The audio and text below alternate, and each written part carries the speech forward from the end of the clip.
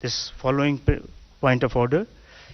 It would be good if you each of one ask one question each. That will restrict, that will facilitate others to ask questions. And we will try to take most of the questions in this press conference. Ma'am will directly answer your question without any preliminary statement. Over to ma'am. Over to question. Anybody? Also question 71, please.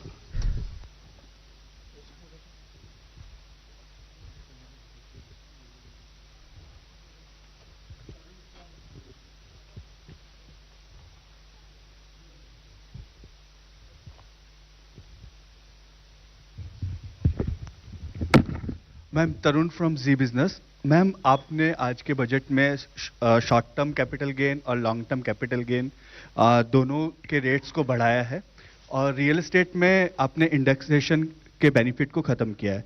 तो ma'am क्या हम माने कि जो equity है अब आप उसको बाकी एसेट्स क्लास के बराबर लाना चाह रहे हैं, इस वजह से आपने लॉन्ग टर्म कैपिटल गेन के टैक्स रेट को 10% से 12.5% किया? First of all, thank you very much for coming here. After having heard the budget, I chose not to make an opening statement because you've heard me almost for 1.5 hours, and I'm sure you have, you're eager to know what is in the budget and also seek clarification. For your, just for a matter of drawing your attention, we've put up a single slide which has actually used the word employment as an acronym to capture that is everything in the budget. So each letter actually highlights the important points of the budget, and we can elaborate more on that a bit later, but employment captures everything to do with this budget, and I would like you to, for a moment, spend a time on it. And deriving from that, everything which has been said in the budget falls in place. But with that said, yes, your question is on, the point there is we wanted to simplify the approach to taxation, also for the capital gains. One. Second, if anything, the average taxation actually has come down when we say it is 12.5%. Because we've worked out for each of the different asset classes, each varied with the indexation. I'll ask secretaries to elaborate on it. But the point that we brought it down from below the average to 12.5, which is the lowest if you can look at the last several years, encourages investment in the markets. With that said, I'll ask Somanathan or who is going to elaborate, Sanjay, on the specifics. So you had, there were I think 2 or more parts to your question. One was on real estate and gold and other assets. So earlier the rate was 20% with indexation. It has now been reduced to 12.5% without indexation. If you assume that the rate of return on real estate is typically above 10% per annum, and if you take inflation at about 4% per annum, the real rate of return was earlier, let's say, somewhere between 6 and 16% per annum in real estate. If it was 16%, 20% of 16% was being taxed. The effective rate was 16%. It has gone down to 12.5%. If the rate of return was 10% per annum nominal, it has also remained approximately the same at 12.5%. So actually there is either a reduction or no change in respect of the effective rate of tax on property and gold. Now, as regards the equity, yes, it has gone up from 10 to 12.5, but you'll also find that unlisted equity has gone down from 20 with indexation to 12.5 without indexation. Basically, we have a very, very simple, easy regime. All listed, all unlisted are at 12.5% long term. And all are at 20%, I mean, equities are at 20% and everything else is at applicable rate for short term. So yes, short term has gone up, and yes, long term has been rationalized. It has not necessarily gone up. And Sanjay, would you like to add anything? One point I would like to add over here is that we also need to keep in mind as to the kind of people who are actually paying these taxes, the capital gains on the securities, the listed securities especially. And so over there, when we did this analysis for the year 22-23, we found that about 88% of the tax is actually coming from people who have an income of more than 15 lakh. 61% of that income is actually coming from people who have an income of more than 1 crore. That is income on capital gains on this. And we are all aware that otherwise, the standard rate is, about 30%. And for some it can go up to 39%. So this marginal, very small marginal increase is actually impacting only those, primarily those who have an income of more than 15 lakh rupees per year. Okay, number 3. On capital gains. Ma'am, Timsi Jaipuria from CNBC TV 18. You announced a very lucrative new tax regime with changes in tax slabs. A lot of new changes are there in the income tax side, on the revenue side. And in the speech, you mentioned that revenue foregone will be around 29,000 crore rupees, whereas government will now try to mobilize around 30,000 crore rupees. What will be these revenue mobilization measures, and from where do you think this foregone revenue will be recovered? If you can highlight, where are you foregoing the revenue and where are you going to recoup this revenue from?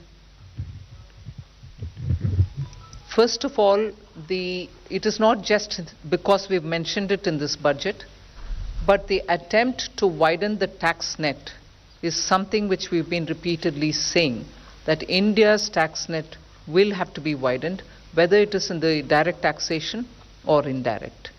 Second, there are also now the PSU dividends which are improving because their valuations have gone up really high. And their performance is also now substantially increased. So revenue mobilization is not just tax-based, you have non-tax revenue mobilizations which are also coming up. Then we had, for almost now 3 years, been talking about asset monetization, which is not selling of assets, but optimum utilization of those assets which are lying in the form of unutilized stadiums or land which is available with PSUs which can be utilized for better purposes. That's a third one. Fourth, you're also looking at generating resources from newer areas. So in all those, the revenue is going to be mobilized better, and as a result of which the revenue foregone will be now made up for, is our expectation. We've said that in the budget. In my speech itself, I mentioned it. And I'm sure there are secretaries who will want to add to it. Sanjay? Ma'am, I'll give the details. 37,000 crore, 29,000 crore in direct taxes and 8,000 crore in indirect taxes. So 29,000 crore direct taxes primarily comprises of 3 taxes, which is the increase in the STT only on derivatives, which is only on futures and options. And secondly, the buyback tax, which is to be now done in the hands of the recipient. While on the one hand, it will rationalize the tax and be more equitous and fair, because those who should be paying the taxes, higher taxes, in the higher income groups, they will pay higher tax, and those who are in nil tax category or in lower tax category, they don't have to pay a tax or a lower tax. While it does that, at the same time, it does bring in some revenue also, about 4,000 crore. And remaining, about 15,000 crore should come, from the capital gains taxes. On the indirect taxes, we are losing, as I said, about 8,000 crore primarily on the reduction in duties, especially in gold. There is a huge reduction from 15% to 6%. and then there is revenue foregone because of the personal income tax rates and the standard deduction being allowed in the new tax regime. 280, please. Backside, please. Give the mic. Good afternoon, ma'am. This is Surbhi from Business Today. Ma'am, the angel tax has been abolished, which is a very welcome move. But just wanted to understand that one of the things the angel tax was also doing was checking money laundering concerns. So could you explain how these will be taken care of now? Thank you. Thank you very much, and I'm glad to hear it is welcome. You've been raising this issue as with many others outside of media also saying, are you considering it? Although it was introduced during the UPA government and it was introduced in 2012.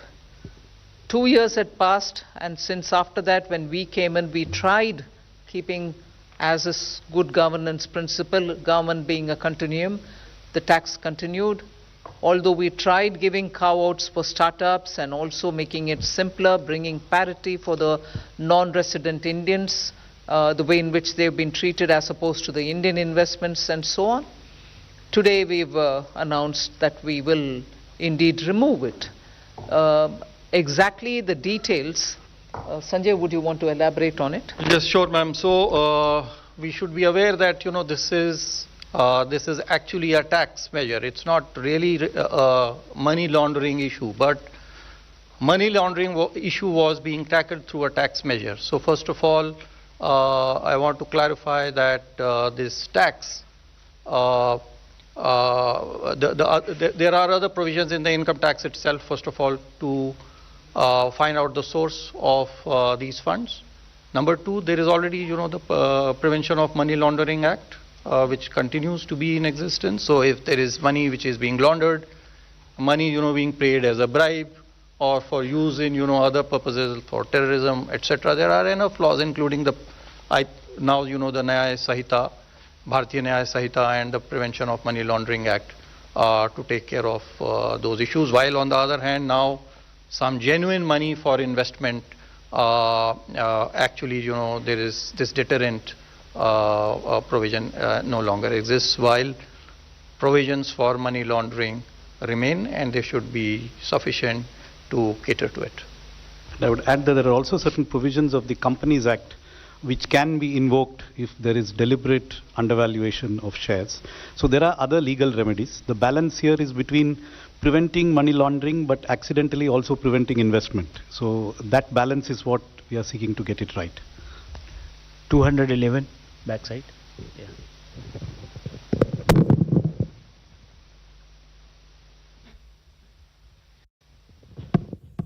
Hello, ma'am. Prakash Pedashi from ET Now. My question is, will the increased STT be applicable from April 1 or prospective? And if from April 1, will there be retrospective tax calculation for the increased amount? It's not retrospective. It is with effect from 1st of October 2024. So we are giving sufficient time for the exchanges and the people, who collect this tax to put their systems in place to be able to collect it. It's not retrospective, it is prospective. 13. 11. 11. 11. Ma'am, Karishma here from Business Today. Ma'am, congratulations to you and everybody. Ma'am, my question is on this special assistance to Andhra Pradesh and Bihar. 15,000 crore is the number that you've given for Andhra Pradesh for this financial year. Is there further assistance that you are looking at, or is it going to be need-based in terms of the amount? I've already mentioned in the budget speech that 15,000 crore is coming through the multilateral development assistance, which we borrow from the multilateral banks, whether it is World Bank or ADB or AIB, whatever. And I've also ended that paragraph by saying further assistance will also be extended. There is no definitive amount? No. 152. Ma'am Alok Priyadarshi from CNBC आवाज में। Ma'am सवाल यही है कि जिस तरह से आप लोग न्यू टैक्स रिजीम को प्रमोट कर रहे हैं, इस बार भी आप लोगों ने स्लैब में चेंज किया, स्टैंडर्ड डिडक्शन बढ़ाया, तो ये मान के चलें कि न्यू टैक्स रिजीम के जरिए आप मिडिल क्लास को राहत देने की कोशिश की है इस बार। ओल्ड टैक्स रिजीम को लेकर क्या कोई सनसेट क्लॉज है? क्योंकि आपने कहा है कि जो इनकम टैक्स एक्ट है उसका हम लोग कंप्रिहेंसिव रिव्यू करेंगे, तो रिव्यू में क्या ये मान के चले कोई सनसेट टाइम आएगा ओल्ड टैक्स रिजीम को लेकर? अभी मैं बोल नहीं सकती हूँ। जरूर हमारी इरादा ये है कि सिंपलर टैक्सेशन रजीम होना चाहिए, और सिंपल टैक्स रजीम की ओर अगर हम जा रहे हैं ये रिव्यू के द्वारा, वो ही हमारी मकसद होगा कि सिंपल कर दो।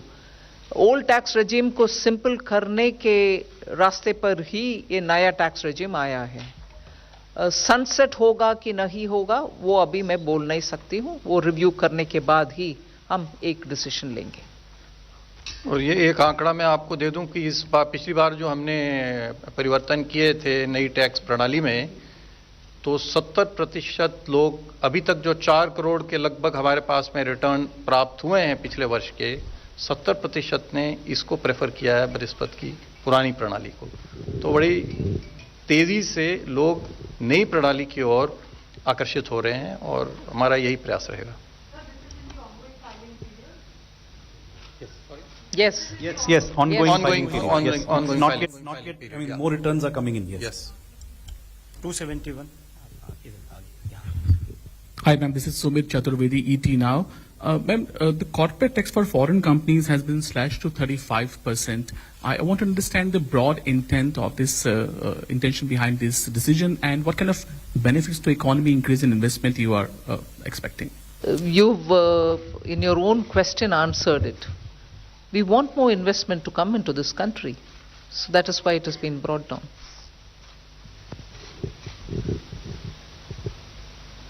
$95. Just to add to that, there was a widened differential between foreign and domestic companies which arose after the tax cut in 2019. When the domestic rates were cut, the foreign rates were not cut. So there was a widening of the gap. With today's change, there is still a higher rate of tax for foreign companies, but it is not now disproportionately higher than domestic. And therefore, this is something where, according to the feedback received from industry, we expect more foreign companies to invest now that this regime is adjusted in this manner. Good evening, ma'am. This is Pal Singh from Outlook Business. You have earmarked a significant allocation towards rural infrastructure today.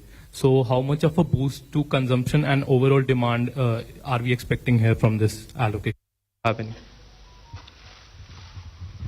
So it is difficult to quantify what would be the accretion to demand coming from. I mean, the obvious increase is whatever we have increased. But yes, would there be a multiplier? Probably yes. I think with the Awas Yojana Gramin and the Gram Sadak Yojana, these two do have a lot of multiplier effects as well. Traditionally, for capital expenditure, the multiplier has been calculated at somewhere around 2.5 to 3. In the Awas Yojana, it may be a little lower. But yes, there would be a substantial multiplier. I don't have a precise calculation. But other than the Awas Yojana and Sadak Yojana, Gram Sadak Yojana, there's a major push towards the corridors. For instance, I mentioned in the context of Bihar, I mentioned in the context of Andhra, 2 corridors which are moving, one from Visakhapatnam to Chennai, the other moving from Hyderabad to Bangalore, Buxar, Purnia, and so on, and building of the Gaya node in the Amritsar to Kolkata are all towards building infrastructure in the rural areas in order that we attract more investment and enable transit of goods in those huge corridors. All these are essentially going to the rural areas in a big way. And therefore, it is not just through PM Awas Yojana and Sadak Yojana, but major investments in strengthening the corridors, building nodes, and therefore also in improving the rural infrastructure is happening. 11. Ma'am, I'm Maria Shakir from NDTV and NDTV Profit. Congratulations for creating history today by becoming the only finance minister for having presented 7 consecutive budgets. Ma'am, My question to you is about the first-timer scheme, because as you said, that employment perhaps sums up the essence of this budget. Would there be more blueprint coming out as to how this first-timers scheme will be playing out, and what will be the role of private sector?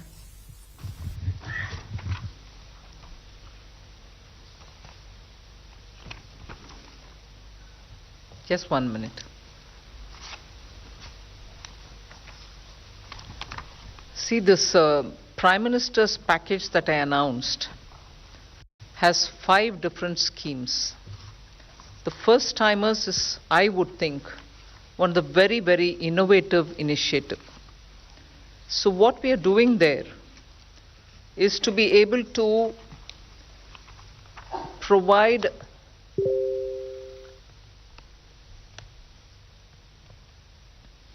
first timers 1 whole month's salary as subsidy.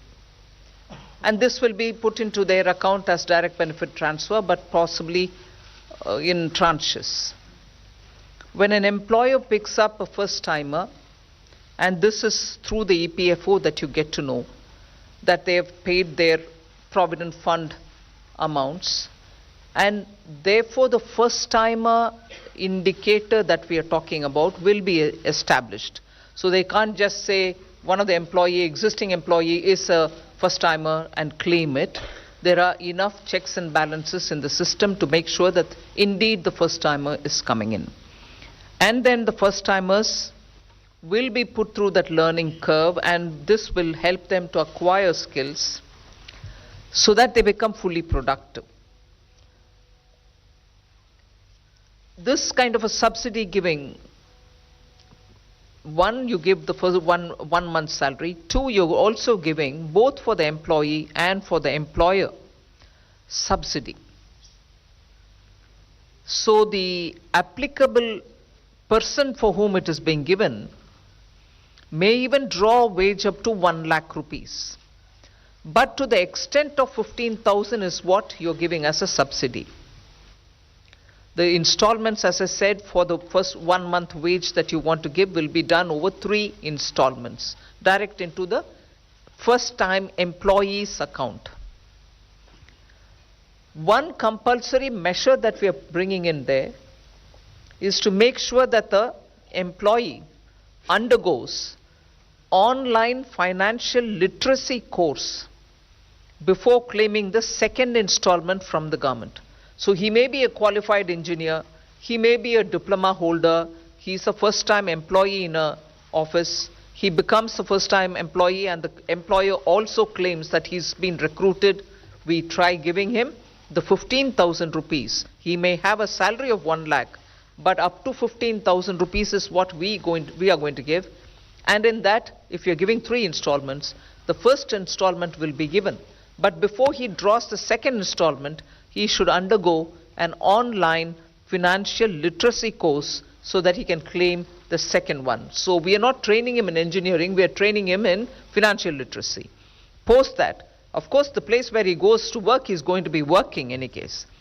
Then subsidy to be refunded if in case the employer removes him from the work within 12 months.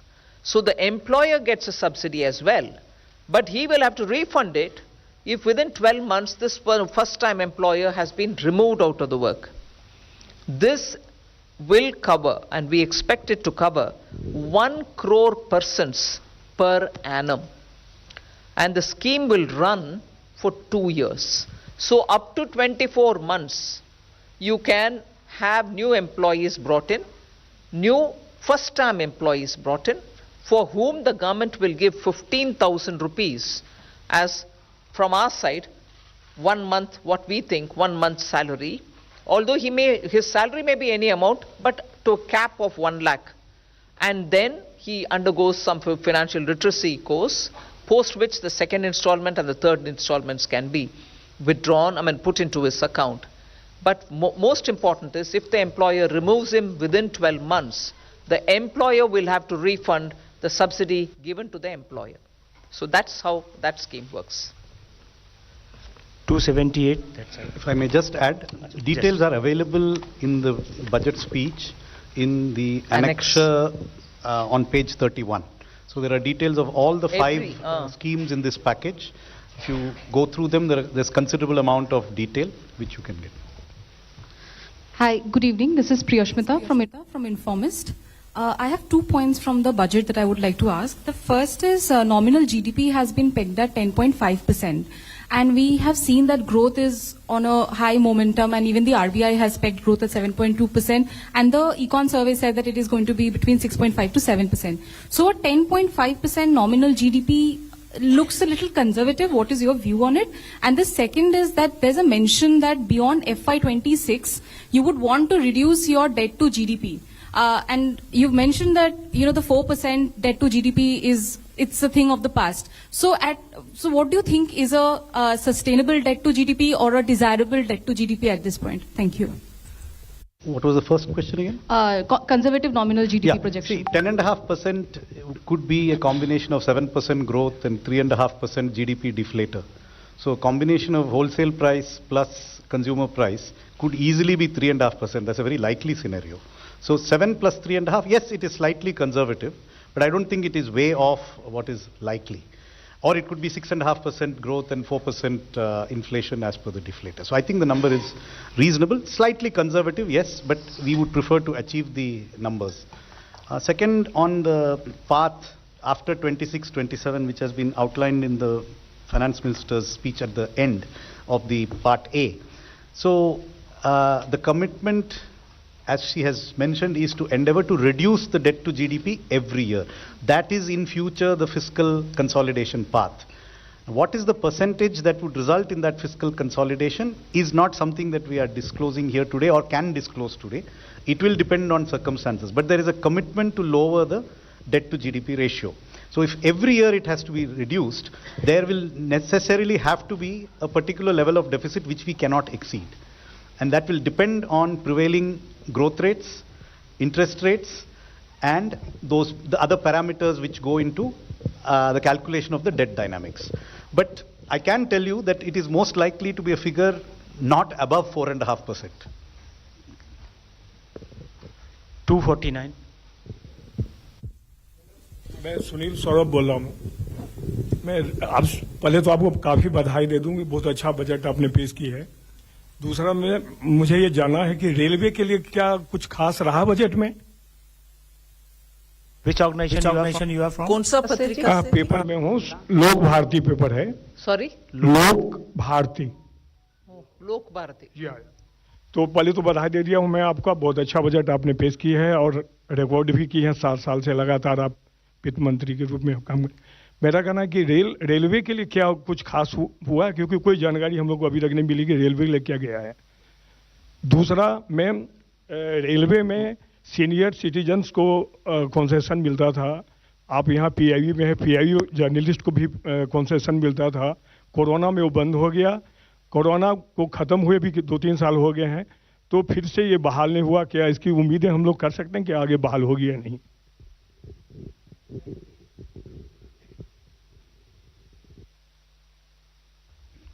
Railway का जो expenditure budget है next year, it's 255,393 crores, which is the highest ever, and a very substantial increase in recent years. So that is a very large amount of investment in the railway. So I think there is a very adequate provision.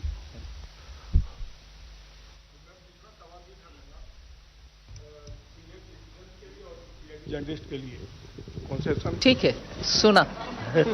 277 please. इसमें senior citizen और PIB journalist को भी जो slab में revision हुआ है उसमें फायदा है। सीनियर सिटीजन को फैमिली पेंशन में स्टैंडर्ड डिडक्शन का फायदा हुआ है। रेलवे में, अच्छा ठीक। Hello ma'am, this side Harsh Kumar, this side from business. वो बजट का फायदा जो दिया है सर, वो भी तो मिलेगा सीनियर सिटीजन्स को और सबको, रेलवे में भी मिलेगा। Hello ma'am, Harsh Kumar this side from Business Standard newspaper.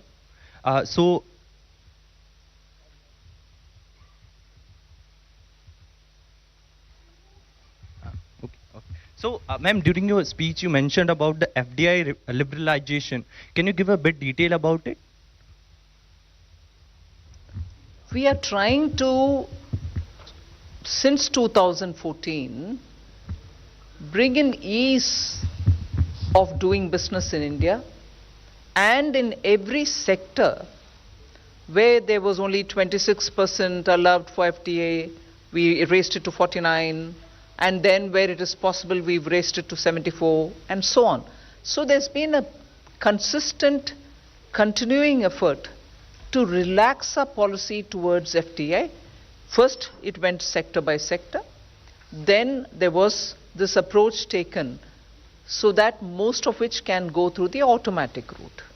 So in that process, further simplification, if necessary, we are willing to do, is what is conveyed. Also, ma'am, you have like increased the Mudra loan limit to 20 lakhs, like that cap. So can we expect the increase in Shishu, Tarun, like their types increase? So how much it will be? Can you give detail on that? We've said this only today. See how this works. Okay, thank you. I request you to please one question each person. 123, please. Here.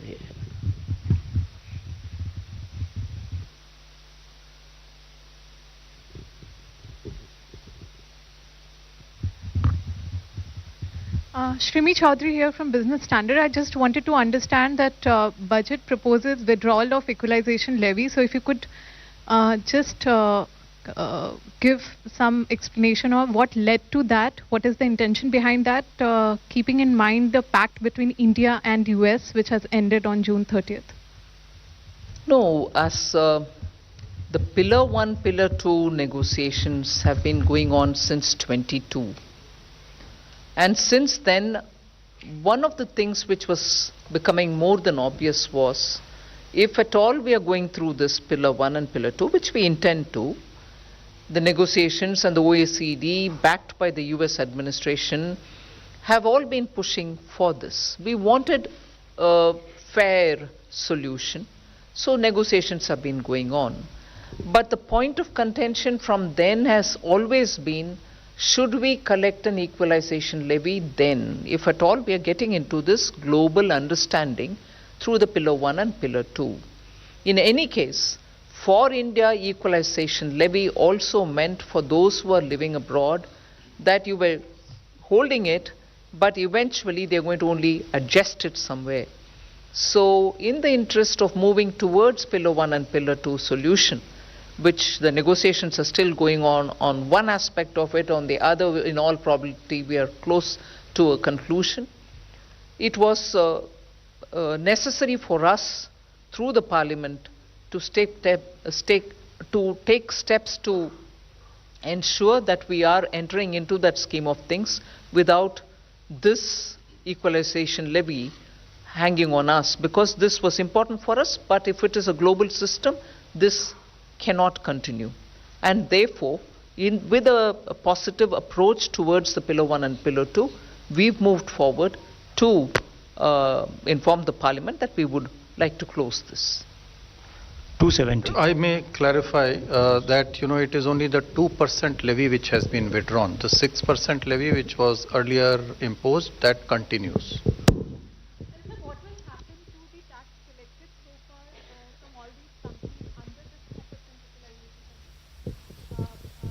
That has already been collected. We'll see. I mean, it is only this withdrawal is only prospective.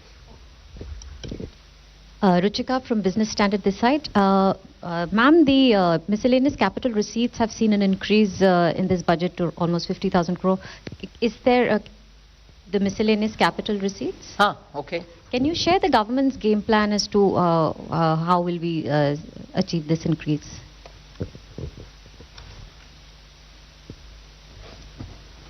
The miscellaneous capital receipts are budgeted as 50,000 crore, which was like 23-24 also. It was 51,000 crore, the interim budget.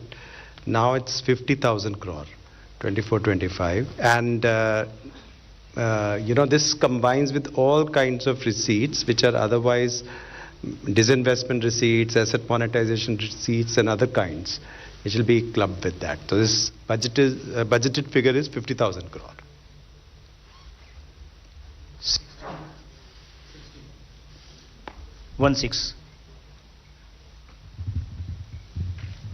Ma'am, very good evening. Sapna Das here from CNBC. Ma'am, two questions. On the incentive-like employment scheme that you have announced, 2 lakh odd crore is your overall fiscal envelope over the duration of the scheme. Could you give us a sense as to, we are already almost halfway through the current financial year by the time you pass the budget. So practically around 7 months will remain for the financial year, but any kind of an allocation that you have done for this scheme for this year, ma'am? One is that. And ma'am, just a corollary also on the miscellaneous receipts question, though not very much part of this budget, but nevertheless, ma'am, government had a very, kind of a bold privatization program. Do we understand that this is now being calibrated? That's it, ma'am. Thank you. First question. As you rightly observed, there are only this is not a full financial year. The schemes have just been announced. They will now go through a process of quick design, appraisal and approval. However, budget provisions have been made for these schemes, partly in the Ministry of Labour and Employment and partly in the Ministry of Corporate Affairs for the intern. We stand committed to funding them fully to the extent that may actually be required. These are just very rough estimates based on how much time it might take to kick off. On the miscellaneous capital receipts? Well, I think in the interim budget, FM had announced, we are going for a holistic strategy for management of equity in PSUs. And I think which includes, value creation and also, using the performance, the capex, the dividends and consistent dividend policy and the capital management all together, and also the calibrated disinvestment strategy, which also includes listing and market dilution, but all together in a holistic way so that value maximization is there. I think the same strategy is going to continue. 122.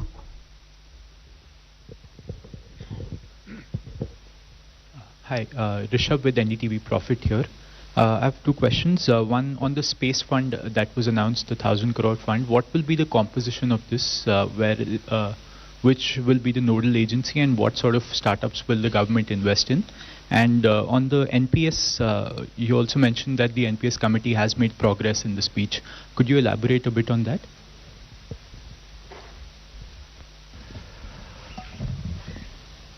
So we have seen that there's a lot of interest of the private sector on participating in the space program. Hitherto, the participation used to be on being a supplier to the space program, but now development of the satellite, mounting experiments there, they're getting into that space. And if you recall, even FDI was opened up in that sector. This is an attempt that Indian entrepreneurs, Indian startup who want to risk capital to get into that area, that should be facilitated. We believe that the amount is 1,000 crore, but that can have a very large multiplier effect. And that's what the scheme announces. On your question on the, I think your second question was on the government NPS, right? So, as you know, there is a committee which is looking into it. The committee has done a lot of detailed calculations of the fiscal implications of different ways of addressing what are the expressed sort of priorities of the employees. We have been in dialogue with state governments. We have had discussions with each and every state government. We have met the staff side of the government has a staff consultative machinery, a formal machinery.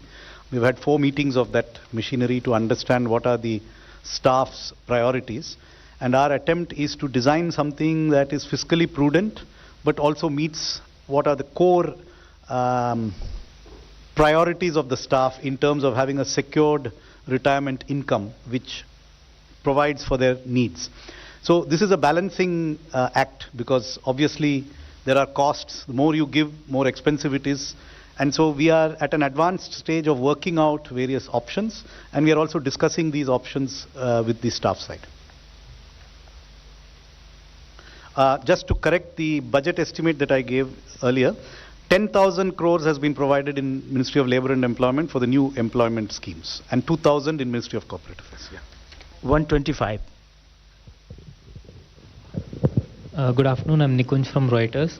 A follow-up on that FDI facilitation, you said that government will take steps to facilitate FDI. The Eco Survey also yesterday said that the government should import capital from China so that there's a right balance between investments and trade. So will the government also take steps to quickly facilitate investments from China that have been pending for long? And secondly, you've come up with an NPS for minors. So will that also have some sort of tax benefits to nudge people to enroll for NPS so that a pension coverage increases? Thanks. See, Economic Survey gave its view on the investments from China.